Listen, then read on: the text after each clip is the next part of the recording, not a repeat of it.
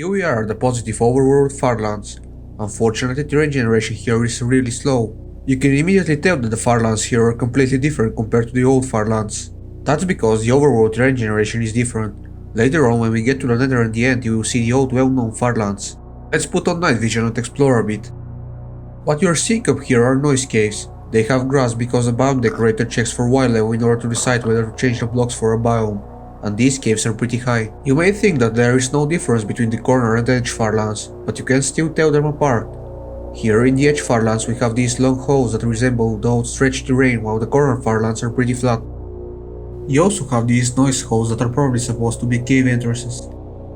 Here we have a drowned village on the surface. This is probably supposed to be a beach next to an ocean, but water in Minecraft depends on the wild level and this is too high to have water spawn here, so the ocean biomes are dry. You can even have shipwrecks spawn here. This is why I don't really like new Minecraft. Just look at how slow the terrain is generating. If I use my beta terrain generator I can fly at max spectator speed and still have terrain generate 100 blocks before me. No idea why they make everything so complicated for no apparent reason. The game is just bloated nowadays and plays pretty much the same as some older versions. Now let's go to the negative Farlands and see if there are any differences, as there are major differences between the negative and positive Farlands in the Nether. And again we have to wait ages for the terrain to load. It isn't that slow when you don't have the Farlands, but again it is a lot slower than the old terrain generator. And they seem to be the same as the positive Farlands. We even have the same noise caves generated here. They do look cool when they're decorated at least. And even the surface looks the same. Let's go to the 32-bit integer limit. And it looks pretty much the same. Here's a shipwreck on the surface, as we are in a dry ocean biome. These pure-like formations seem to repeat somehow. Even though I have removed the world limits, the game will still crash if I go near the 32-bit integer limit. I can go past it with no issues, but of course terrain won't generate there.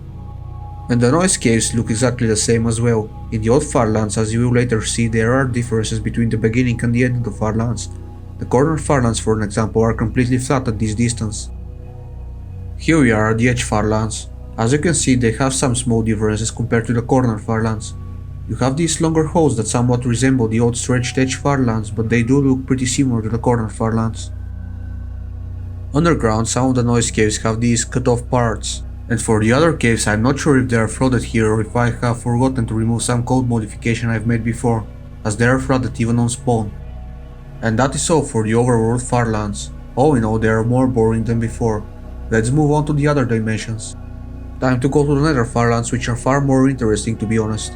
Unfortunately, we won't see a thing with this fog on. Let's remove it real quick. And here we finally see something recognizable. The good old Farlands in modern Minecraft. They are generating in the Nether because the Nether is using the old world generator. You can even notice how much faster it is generating. This is how it should have been in the Overworld as well. Instead of rewriting the whole world generator for some noise caves and increased height and making it overcomplicated.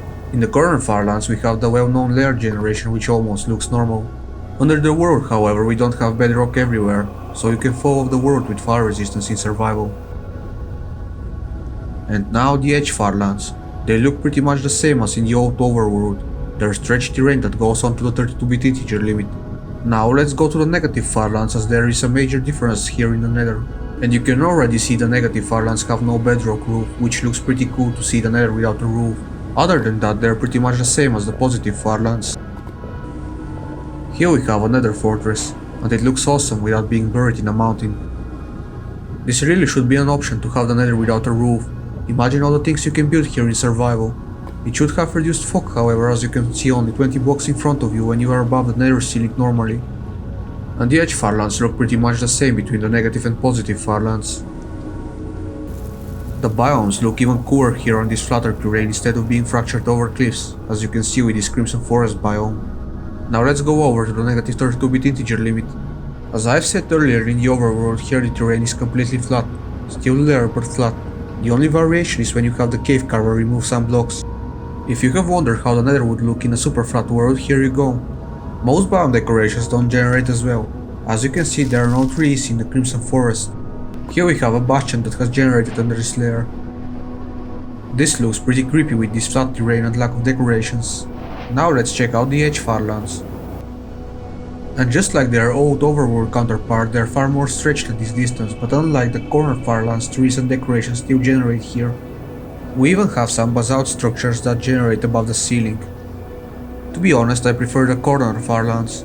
They look far cooler than this, but still even this is better than the new Overworld Farlands. Now let's check out the positive corner Farlands at the 32-bit integer limit. And of course here we have the nether ceiling, same as before, and it is pretty much the same as the negative Farlands, flat terrain that's layered. The basalt deltas are probably some kind of a structure as they are the only thing that generates here and breaks up the flatness of the terrain. Underground the bedrock generates pretty strange. It is generating only on one side and has random blocks within it, while the other side has lava. The atmosphere here is top level.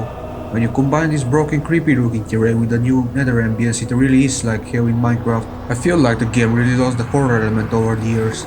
There is nothing like firing up an old beta version and trying to survive a night without a bed in complete darkness with 50 mobs everywhere. Now it is time for the end dimension, which is already pretty broken even without the Farlands. Here we have the same old Farlands, as the end is using the old world generator just like the nether. The edge Farlands are more stretched sideways while the corner Farlands are pretty much flat at the top as the height limit here is only 128 blocks. Under the top layer however we still have more layers, just like the nether. The height however is a lot smaller and they are pretty claustrophobic. On the top layer we still have chorus plants generating as well as end cities. Now for the edge Farlands. They have a lot less space and are more dense than their nether counterpart, and are a lot more confusing as there is no different blocks in the end, only endstone. In the end there is no difference between the positive and negative Farlands, so let's move on to the 32-bit integer limit. And here is the bugged end generation I was talking about earlier. Even without the Farlands, the end generation is broken to this day in the vanilla game. No idea how it still isn't fixed for years. The normal terrain is generating like rings, and after every ring the terrain stops generating for thousands of blocks until it starts again, and this repeats. Here in the Farlands this effect is a lot stronger and the rings are basically just one chunk so you can see the pattern clearly. This pattern here isn't caused by the Farlands. The terrain here as you can see is supposed to be like the nether, the same layers and flat terrain in between. Let me show you the negative Farlands so you can see that there is no difference. And as you can see they look exactly the same. Flying fast through this pattern gets pretty hypnotizing. I haven't checked where it starts to repeat this much as in the beginning it is happening every couple 100,000 blocks, while here the distance between the blocks is pretty much non-existent. And finally let's check out the edge Farlands. Here it is the same story, but at least this isn't happening diagonally so the Farlands are keeping their shape, and like the corner this should be like the nether, a lot more stretched but normal. In the future there are even more terrain generator overflows I can cause. As you may know the Farlands I showed here are caused by an overflow in the high and low noise generators. I will try and show all the other noise overflows later down the line. And that is all for the Farlands in the modern game. Which ones do you prefer, the old Farlands or the new ones? Let me know down in the comments. Thanks for watching, and if you enjoyed the video leave a like and subscribe. I hope I will see you again next time.